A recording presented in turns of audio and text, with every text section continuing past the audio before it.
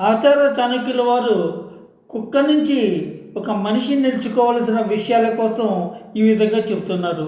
అది అవసరమైతే తినగలదు, అవసరమైతే తక్కువ ఆహారంతో కూడా జీవించగలదు, పరిస్థితిని బట్టి అది వ్యవహరించగలదు, అది పడుకున్న క్షణంలో గాఢ నిద్రలోకి జారుకోగలదు, అది ఎంత గాఢ నిద్రలో ఉన్నా చీమ చితుక్కుమన్న చిన్న శబ్దం వస్తే అది లేచి తన కర్తవ్యాన్ని, తన అన్నం పెట్టిన యజమాని రక్షణ కోసం అవసరమైతే తనను మించిన శక్తి కలిగిన పెద్ద జంతువు మీద తిరగబడగలదు.